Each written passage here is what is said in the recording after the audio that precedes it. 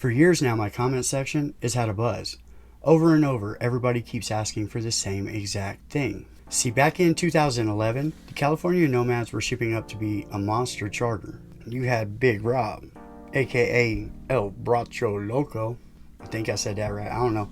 How about Jambo, Old Man Gray, Johnny the Fence Jumper, Boo, Simon, and the one man that took the absolute most time I've ever seen to prospect to get into the Hells Angels, Bobby Garcia. Now the reason Bobby took so long, ain't nobody gonna make him do anything he doesn't want to do. That's all good, except you're trying to get into a motorcycle club, you're trying to impress these members, and the whole time you're just like, let's get them up then. Then there were the prospects and hang-arounds for the Nomads back then. There were some real hitters. You had Brandon Gann, who was out there go-getting. He was trying to be there as fast as he could, showing up, showing out. Also, there was a member we're just going to call Alfalfa, because he is currently still a member, or became member later on. He's a member right now of the Nomads of California. But I gotta tell you, I don't know about Alfalfa. Sometimes he acts like buckwheat when it comes to slick, so. Then there's Alfalfa's not brother from another mother. We're gonna call him the preppy, Zach Morris. The reason? Still in the club. At least was. From what I'm hearing, the preppy left, took his baby face and said, I ain't gonna do this no more. All kind of, I think, behind the slick thing and the prison system standing up and saying you can't be a skin and a member of the Hells Angels anymore because they back, people like Slick, Tattoo Face. He heard the call, said this ain't for me anymore. Anyway, it goes. Shout out to Zach Morris for, doing the right thing. Saying, man, I'm not going to be around this dude. I won't eat with trash. That's all we want, homie. Now, to start out 2011, the roster on the Nomads was the who's who of up-and-comers. It was looking like it was going to be 20 years, hard, strong, Dago Richmond style charter that they were bringing together. By the end of 2011, there was 3 members left. Everything had been destroyed. It was all gone. But where did they go? How do you take almost 20 strong and by the end you have 3? What happened? I have all that and much more. This is who I was, but it's definitely not who I am. Welcome to Vegas Profile Stories. Let's get it. Pee-wee. This is it. This is it. So he talks about a lot of stuff. Yeah, what's going on, dog? Betty! Hey. YouTube wants a sock check, homie. Let's see them socks. Don't be scared, bro. You have to know the arm. I do? Yeah. Oh, shit! Go it! So Rob from Ventura. Yeah, and other places amongst the world. Don't feel like you gotta, stick up for me. I'm fine. I mean, I can handle myself. I ain't never been no coward or needed people to, fight my battles. BA. Last time we were talking, we started to talk about what's up, everybody. This is my nephew, Mikey. Mikey, say hello. What's up? Sonia Williams. I'm here. We came up in the same type of circle, we know all the same people. We do. Now, with the California Nomads having such a strong lineup, it's no surprise that the non-dominant clubs were throwing in to be support clubs in their area. Now, this area, Stockton, Modesto, Merced, Fresno, that kind of place. It's hard to grow up there. It's wild in the streets. And basically, these are the support clubs that are roaming these streets. One of these support clubs from that area is made up of basically northern Mexicans, norteños, northerners. Basically, there's a rival for the Southsiders in the prison system, but they got their club. They're doing the most. They also have a few white members because in that area, Fresno and Stockton especially, Modesto, if you're white, you're still going to grow up around the northern Mexican families. You're going to run the streets, make friends with, become friends with the norteños. Now, the name of this club, Most Envied. A lot of people have heard this story. A lot of people have heard some of this story. A lot of people have heard none of this story. Most Envied hit the scene running. They were monstrous right off the bat. They had so many members and they were about their business, most of them being ex-norteños or northerners, and now they're riding bikes. Now, Big Rob from the California Hells Angels Nomads, he gets to know a few of the members. He gets close with Luis. Luis is the national president of Most Envied, and they've become fast friends. Rob sees the worth in Most Envied. He sees they have size, They're willing to get down. They know the street code. It's kind of like what Doc did, but not. Doc brought in gang members. Big Rob, this was a motorcycle club, and he was just getting to know these guys. This is when Big Rob starts to push to have Most Envied brought in as the official support club for the Hells Angels. Now, it's an important job. Being a support club is no easy task. When you're called on, you have to come. There's a lot of stuff you're going to get involved in, and you got to keep your mouth shut. And then there was this other small problem when it came to Most Envied. Not everyone in the California Nomads charter was down to have a motorcycle club made up of mostly northern Mexicans, meaning that they would have to put a lot of important tasks or secrets in their hands and trust them with it. Now, the reason for this is pretty cut and dry. The Norteños, being historically the mortal enemies of the Sureños or Southsiders, did not bode well for a mostly white motorcycle club. The Hells Angels, they run with the Woods when they go to prison, or at least some did. They're considered Woods. Woods ride with the Southsiders, the Sureños. Your enemy is my enemy. So you have these Woods, and they're looking at this new Most Envied club, who are mostly Northerners, who are mostly on site at the time. It is get them up. As soon as you see each other, get them up, Tom and Jerry. Now all of a sudden you're supposed to be our support club. A lot of the guys didn't like that. Now the irony in all of that is the makeup of the California Nomads today. They've had Polynesians, Asians, White Crips, oh my. They don't care. I don't know. It's that buckwheat era, I guess. Two of the members that are still in today, including the president of that charter, the Nomads, they were involved in all of this. Ish. They kind of sat on the porch for most of it, but they did weigh in on certain things. It is said that the now president, who I'm just going to call Hawaii 5-0, and another member who I'm just going to call Van Gogh, they weren't too fond of having the Northern Mexicans around. Today, fast forward, they don't care what you are. Come on in, scumbag us in a little bit, let us get that due money. It's definitely strange what 15 years can change. Now, Big Rob, he's steadily pushing. Let me get Most Envied in here. They're a big club. They're willing to throw hands. They'll get down. Maybe we'll get a couple of good members out of them. Now, at the same time, Big Rob from the Nomads, he has this healthy rivalry brewing with Monster from the Mongols. They would see each other around. Sometimes they would say things like, I'm going to give you a pass this time. Sometimes it was straight to it. Let's get to business. But these dudes, they were on the same wavelength because they were in the same places, same time, accidentally. And it was kind of a comical beef because they get it up and the next time they'd be like, oh man, hey, I'm going to give you a pass this time. One night, Rob's in Carson City. He sees this bar. Outside of the bar is parked a bunch of Mongols' bikes. He knows it's Monster and it's the Mongols. Rob puts out the phone call. He calls everybody he can in the charter. Get up here. I need backup. We got them in Carson City. Let's get after it. Only problem here, nobody comes to his aid.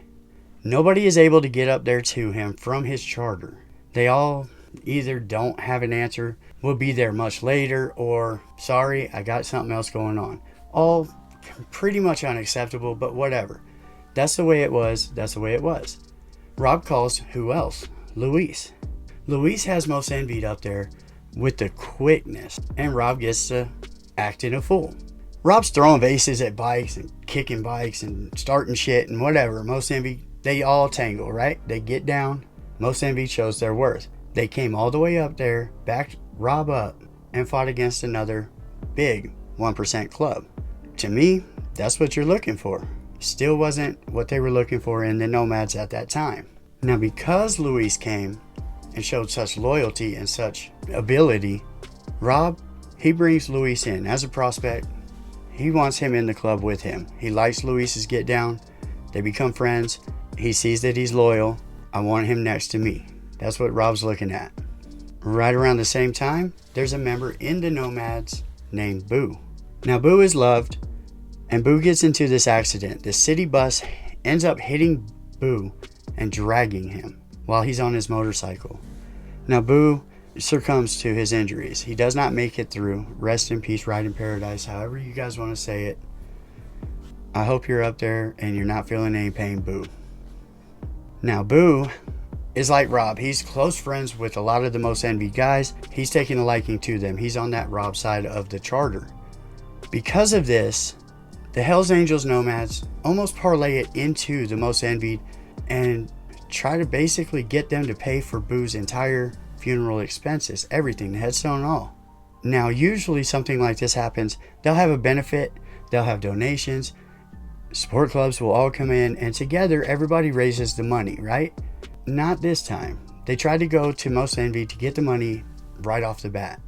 And they did it in such a way where it wasn't like friendly. Basically, they tried to punk him out of getting the money just to put Boo in the ground and give him that Hells Angel send-off. Naturally, Most Envied and a lot of their members, they started to feel some type of way. Then the final straw came down.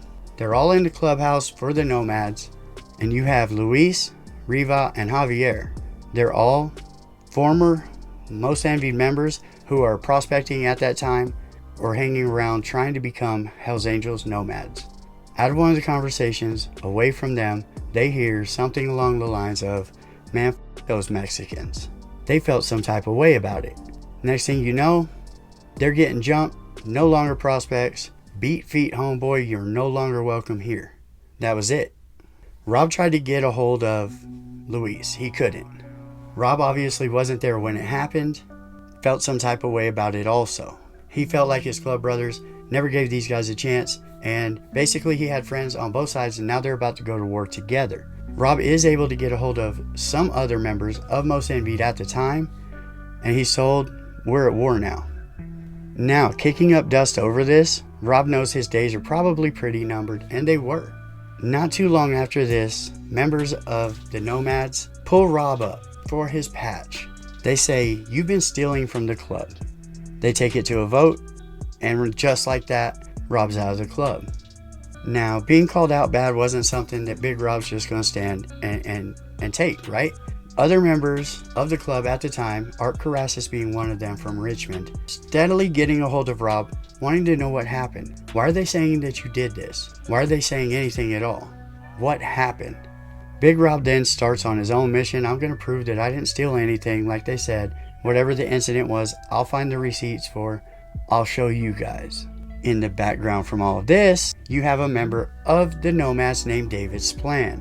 Big David Splan is allegedly giving information to the Most Envied about what's being said about them in the Nomads church. Luis assumes his position as the national president of Most Envied, and he does it with a new cut. On that cut, you have the insignia of Most Envied. Problem is, that cut is red and white. This was obviously a thumb at the nose of the Nomads saying, "Hey, I know I ain't supposed to do it. Do something about it." Tensions finally boil over one night. Bobby Garcia is sitting in a bar with a lady friend. They're just having drinks and talking. In comes a member of Most Envied. The Most Envied member walks right by Bobby Garcia, knowing full well who he is, sits next to the lady, and then strikes up a conversation with her, never even acknowledging Bobby. Now, I don't know where you're from, but where I'm from, that's disrespect on a big level. I ain't gotta be a biker or a gang member or anything like that. For you to do that to me, I'm fucking firing on you. That's all there is to it. And Bobby pulls old boy up on his disrespect. Old boy takes off out the bar. A little while later, old boy shows back up, but he's not alone. He went and found himself the biggest prospect they got, this big old white dude, and walks up and then starts to confront Bobby Garcia. Now, Bobby Garcia, having maybe an instinct that, he should call somebody else to come back him up in case something like this happened, well, he had already made his phone call. The Nomads had Jambo, Oscar, Brandon the Prospect, Alfalfa, and Zach Morris all show up. Now they're just sitting over in the corner of the bar somewhere when in walks the Most Envied member and this white prospect. They had no chance. It was a savage beating, and that's all there is to it. Bobby went one-on-one with the guy who disrespected him, and he's beaten him so handily that nobody else jumps in to try to help Bobby. He didn't need backup for it. But that left like 4 or 5 other gentlemen standing around to take care of this big old ogre of a white prospect for Most Envied. It was vicious what they did to him. Allegedly, maybe his eye had relocated itself down to about cheek level. That's how badly they got this dude. We're talking pull cues, all this, right? But he showed up knowing it was going to be drama. You're going to show up just you and the guy who came and got you? I mean, I don't want that to happen to anybody, but you're kind of on you, bro. You didn't bring nothing to protect yourself except your size, and that don't matter nowhere. Not long after the incident in the bar, there's another incident. Old Man Gray, as we're calling him, walks into a bar with Johnny Jumping Fences. That's his Native American name. I don't know his real name. So you got these two Hells Angels members. They walk into this bar and it's full. It's full of Northern Mexicans. It's full of Most Envied. Now Old Man Gray, he decides he's going to start bumping them old dentures at him and talking shit. Now it didn't matter because allegedly the Norteños had a hit out on Old Man Gray anyway over some other business or whatever. Maybe they just didn't like his old ass. In walks 15 of the biggest Northern Mexicans you've ever seen. Obviously somebody had tipped him off. Old Man Gray's up here at this bar. Johnny Jumping Fences, who, like his birth name says, jumped the fence and took off. Left Old Man Gray there to handle that business by himself. He don't want no parts of it. Them dudes are too big. Oh my God, this life ain't for me. I'm bouncing. And that's what he did. Old Man Gray tried to stand up or hold his own, whatever. He's an old ass man against 15 big ass buff Norteños. They knocked that dude out multiple times. They beat him badly. Took his cut. Everybody took pictures, selfies with the old man knocked out in the cut. And it was a scene, right? It was like a sharks, piranhas on a ball of, bloody meat. They were just on him. Don't forget I'm calling him Old Man Gray because he's like 98 fucking years old, but whatever. You go in there talking shit, expect to get punched. That's what happened. Now, in the bar at the time, allegedly maybe participating in the actual move, jumping him, definitely participating in the pictures afterward, is a man in a mask. That same masked man later took possession of the cut that was taken off of Old Man Gray, and he kept it for himself, allegedly threatening to chop it up and sell pieces of it or give pieces of it away to different people. Now, after finding out all of this took place, Bobby Garcia puts together his hitters, Alfalfa, Zach Morris, and Simon, Oscar, Brandon. They're going hunting. We're going to go find Most Envied. They got to pay for what they did to the old man. Now, these dudes are straight out of like knockout guys, right? Knock around guys, that's it. They're out hunting. Luis is spotted. Bobby spots him at a shop. Bobby follows him out of the shop, down to 132, until he finds a spot where he can basically block him in using the traffic to do it and get at Luis. The national president of Most Envied is now being stopped by Bobby Garcia. Bobby sees his chance, pins in Luis. Luis gets out. Bobby's chasing him down to 132 on foot with a pipe. Busts his fool up. Like, I'm sorry, I don't mean to laugh, I know.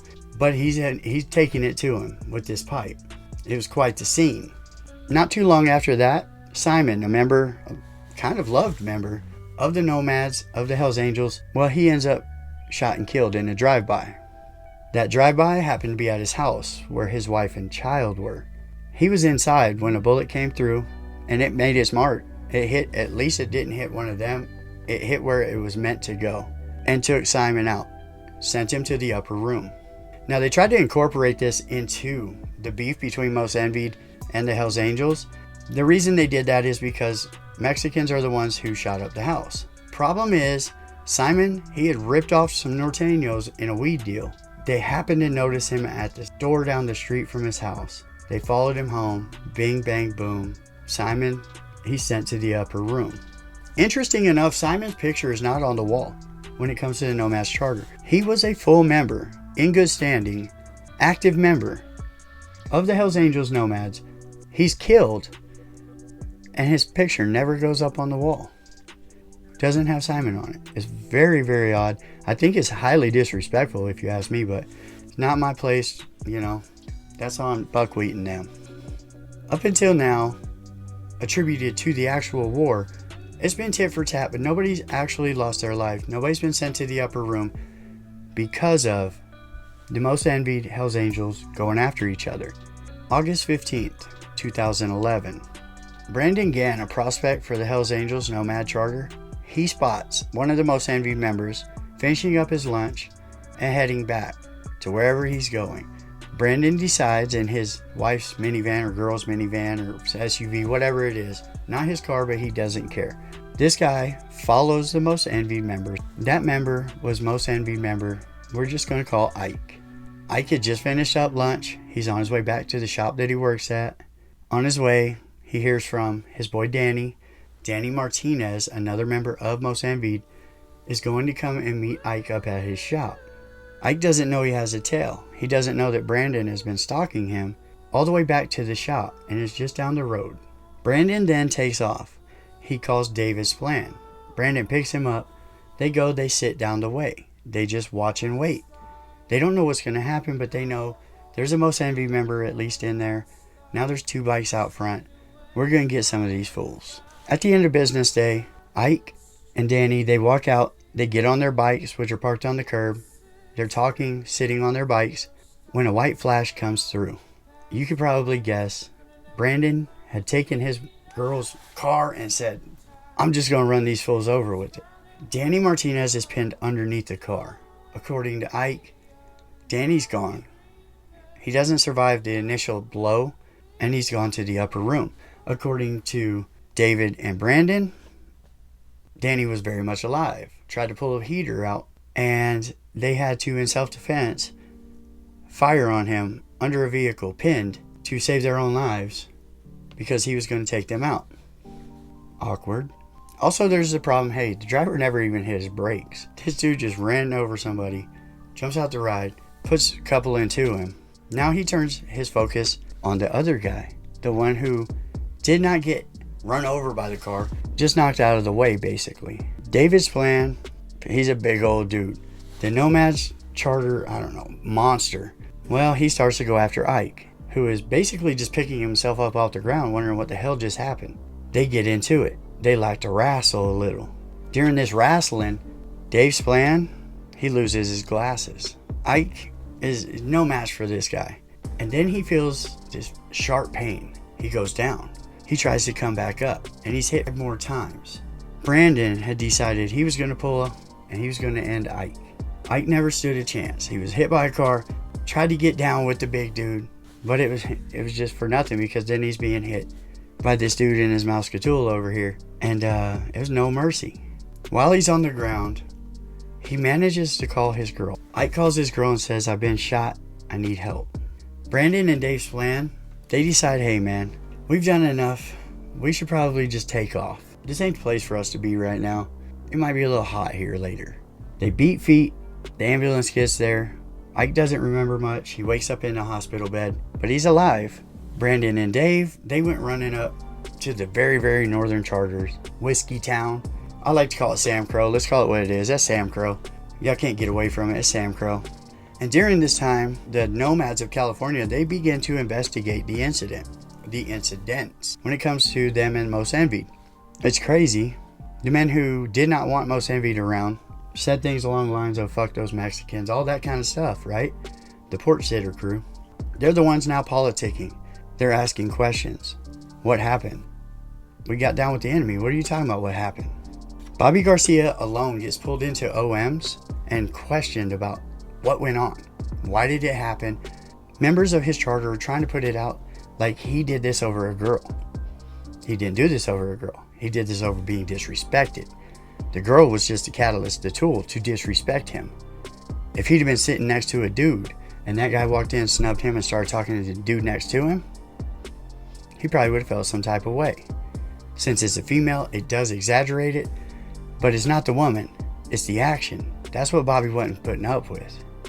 Bobby also saw the writing on the wall. He decided he was going to transfer out of the Nomads and go over to Whiskey Town. Maybe things will be a little bit better for him there. Also, for them to say it's about a woman, you don't know Bobby Garcia then.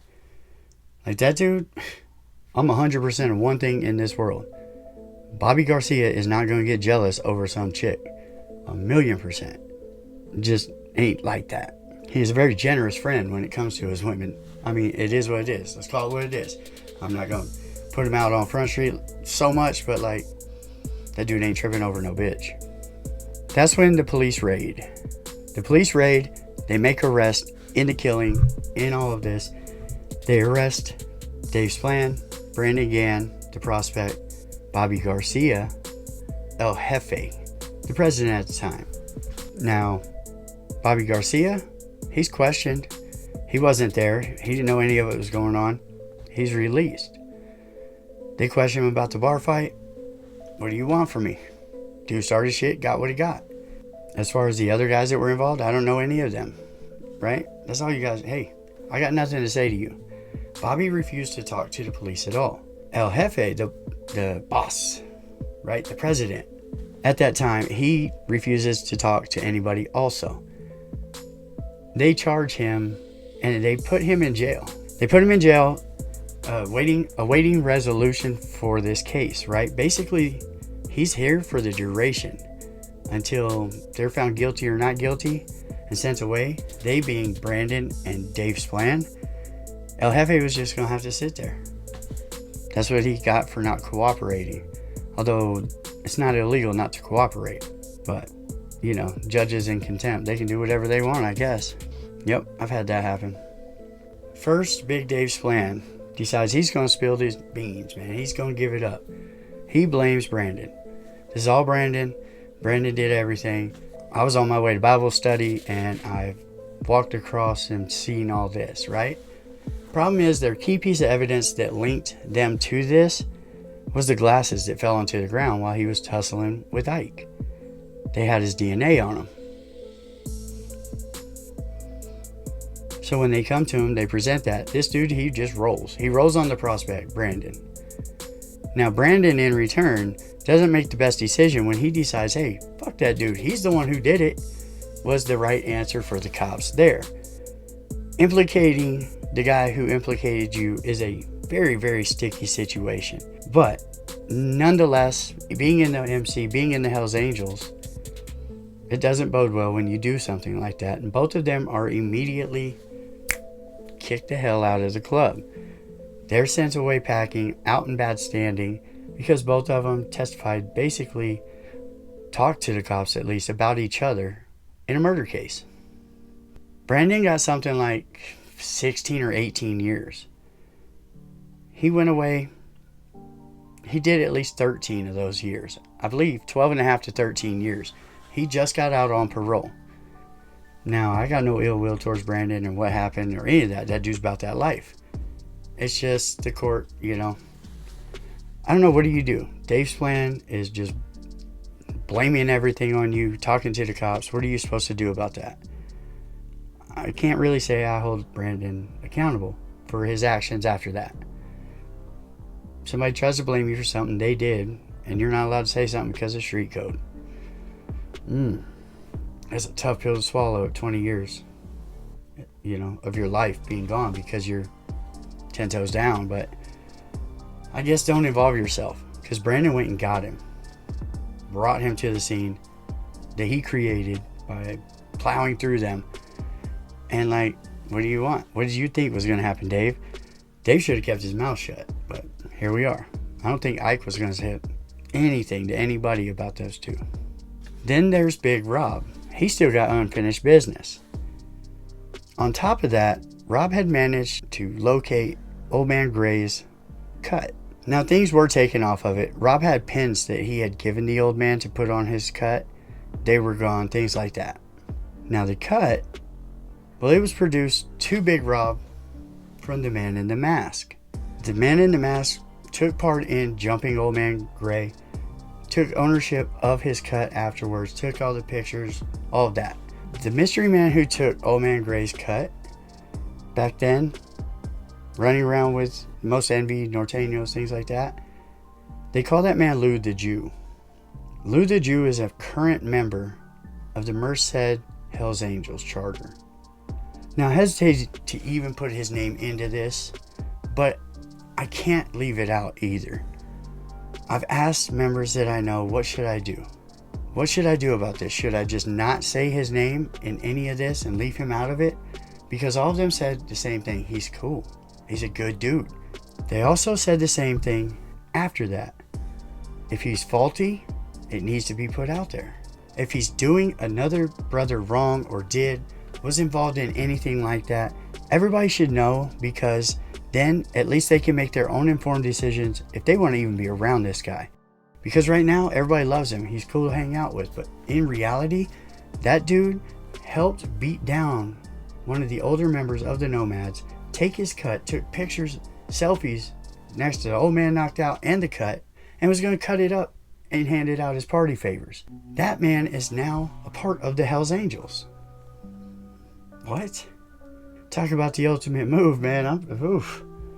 That's some sick shit right there. Big Rob, he's offered to come back. Hey, just come back, get your cut back on, let's do it again. Big Rob politely declines. He's going to just go raise his children and move on with his life, because if they'll do it once, they'll do it 10 times. And that's the truth of it. Anything in life, if he's let them get away with it, they'll do it again. And he didn't want to join the club to a few years down the road something else happens and that's where he's at. So he said, I'm cool, peace. But he leaves in good standing. Then he decides he's going to move down into Arkansas. I'm thinking right now of his car showing up on a flatbed and being delivered from California to his new area. Like we're in small town Arkansas. This dude's got a Bentley, Lamborghini. Like, you ain't fitting in around here for sure. Like, this is F-150 country, homeboy. Don't show up here with your Lambo, but he did, because he's Big Rob and he don't listen to nobody about nothing. He's gonna do what he wants, even if that's driving a Bentley around Podunk ass fucking Arkansas. Hey boy, you do too much. El Grande Barato Grande. El Big Mustache. Then there's the fallback. The club starts to punish or go after anybody who was kind of involved in all of this, right? I don't know why they did that. It seems to be counterproductive to wanting warriors in your ranks. Because if you're going to punish them for making moves on somebody that is perceived to be the enemy who has said we are at war, maybe the leaders calling for these patches shouldn't be in charge. Not maybe, they shouldn't. First thing they do is make concessions with Most Envied and kick Jambo, the legendary member of the Nomads, out of the club. The dude flies planes. He's been there forever. He's 9,000 years old and he's getting on in his age. And he was there when he was asked to. When an old ass man shows up to fight for you, come on, man. That's the dude y'all sent away. Well, a lot of people felt some type of way about Jambo being kicked out of the club. There was a mass exodus out of the Nomads. Members just left. Some quit, some transferred, but they were gone. The Nomads at this time, they dropped from like 18 members down to 3. Hawaii Five-0 and Van Gogh, they're tasked with trying to rebuild this charter.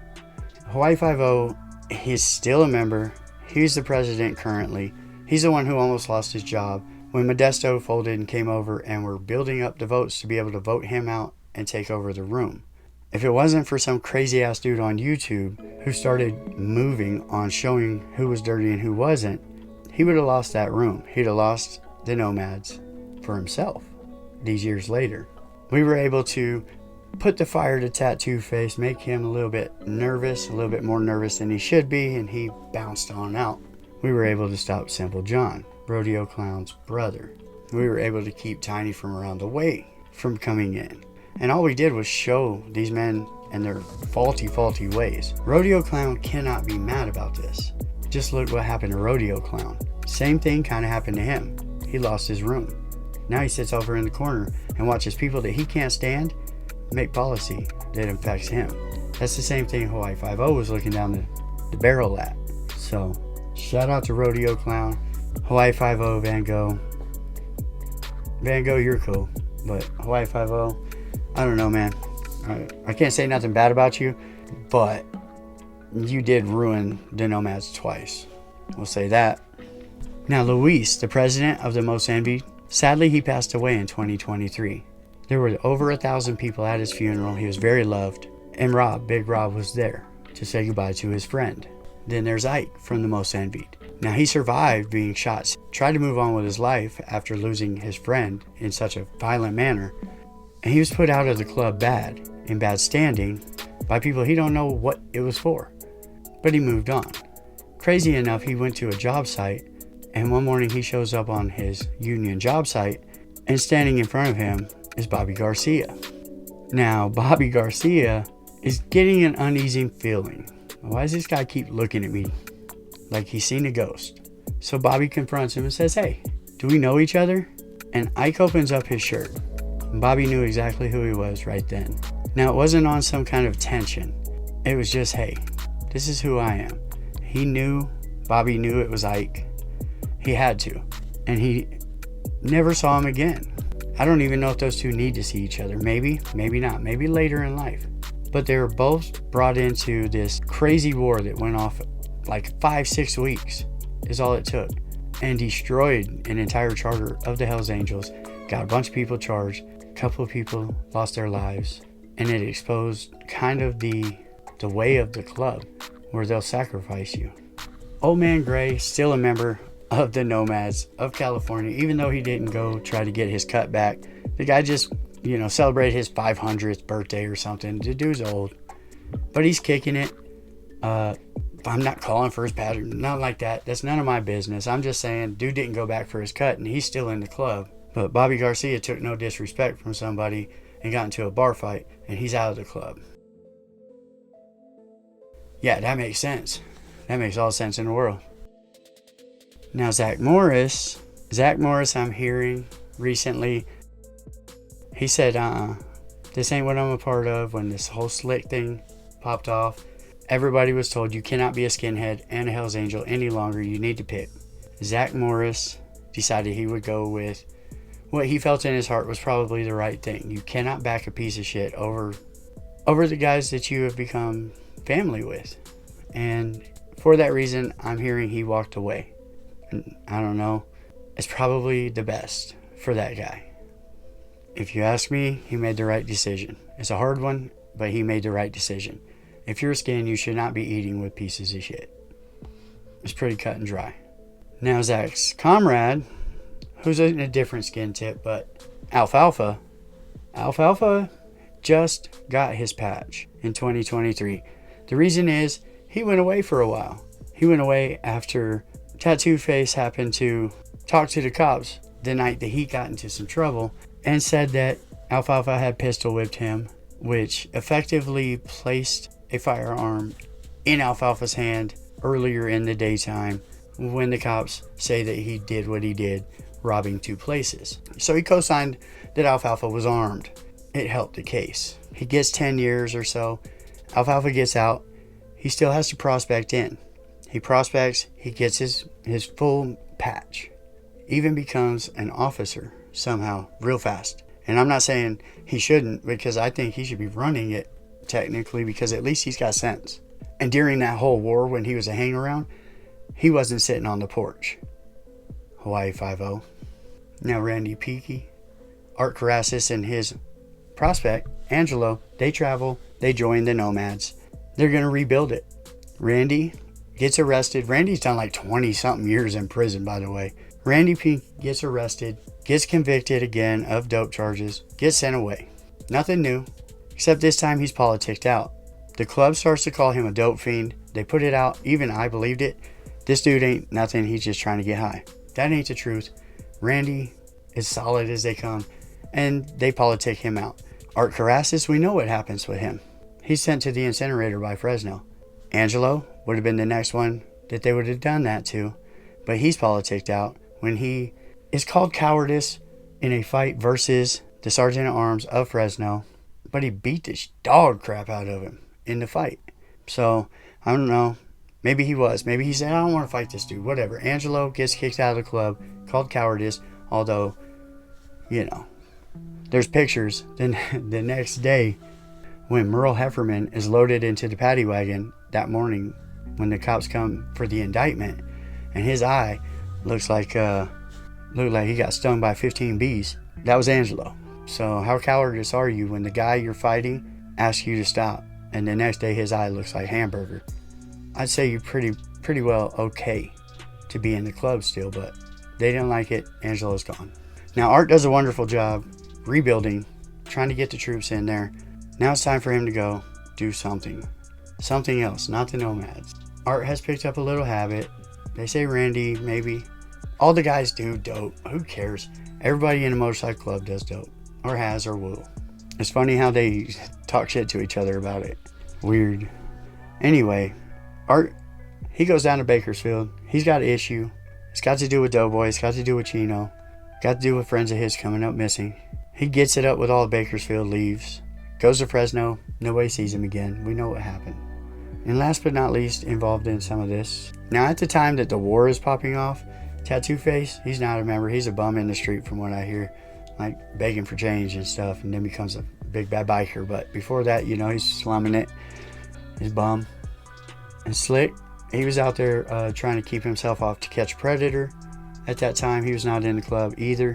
You know, he was just in hotel rooms doing nefarious things with the nation's youth. Here's what's crazy to me. Members of the Nomads who basically made all this happen, set it all into motion, talking shit, we don't like these Mexicans, all this. They're the ones at fault. They're the ones who also politicked everybody out over what they did about it. And now they're still in charge. It's the weirdest thing. Like, they started shit, they ruined the charter, and they're still here. And they're kicking these people out for doing anything to the people they were talking shit about in the first place. Very bizarre dynamic, these guys. If you ask me, Bobby Garcia did exactly what he should. He was disrespected by a man on some man shit. Tried to call old boy up on it. Come get this right now. Old boy took off. Come back with a bigger dude. But Bobby still fought that dude one-on-one like he did everybody else. Got him up. And put it on old boy for disrespecting. Had nothing to do with that girl or any of that. He did what he was supposed to. What happens if he allows the disrespect? He's kicked out of the club for cowardice. So anyway it goes, Bobby Garcia was going to be put out of the club because this dude came in here and snubbed him. That's how that goes. Then there's also the fact that Hawaii Five-0 and them voted Jambo out to satisfy another club. The fuck is that? Big Rob was voted out. Big Rob was voted out because he was upset about the disrespect towards men who actually backed him up in a situation when his own club brothers didn't. But they're the ones who voted him out. The fuck? Ike wasn't involved in anything except for getting hit by a car and being shot, and he's out. Old man Gray goes into a bar, talks shit to a bunch of Norteños, gets his ass beat, gets his cut taken, does not do anything to go get it back. Has another member who they called out bad find it, get it back to him, and now he's still in the club with the dude who helped jump him and take pictures of it all and took possession of that cut. Yo, that's fucked up. But that's the Hells Angels for you. All in a nutshell. Makes sense. Alfalfa goes away for 10 years because Tattoo Face opened his mouth. Then he prospects, becomes full member, so that he can be brothers and sit next to Tattoo Face. Okay. The fuck, Alfalfa? Oh, I can't do it no more. Hells Angels never disappoint. They don't. The fuckery is real with these dudes at all times. At least in that area, I guess. I don't have many gripes about a lot of charters, but this one is on some stupid fuck shit. But yeah, they make sense. Thank you for coming to Vegas Profile Stories. I appreciate each and every one of you. I hope you guys have an amazing day, and I'll see you next time. This is Sparta! The more you fuck around, the more you're gonna find out.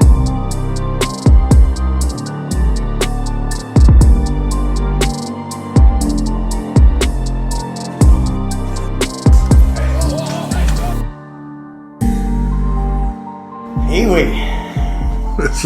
This is it. This is it. So we've talked about a lot of stuff. Yeah, what's going on, dog? Betty! Hey. YouTube wants a sock check, homie. Let's see them socks. Don't be scared. You have to throw it through the arm. You? Yeah. Oh, shit! Do it! So Rob from Ventura. Yeah, and other places amongst the world. Don't feel like you gotta, stick up for me. I'm fine. I mean, I can handle myself. I ain't never been no coward or needed people to, fight my battles. VA. Last time we were talking, we started to talk about. What's up, everybody? This is my nephew, Mikey. Mikey, say hello. What's up? Sonia Williams. I'm here. we came up in the same type of circle, same, we know all the same people.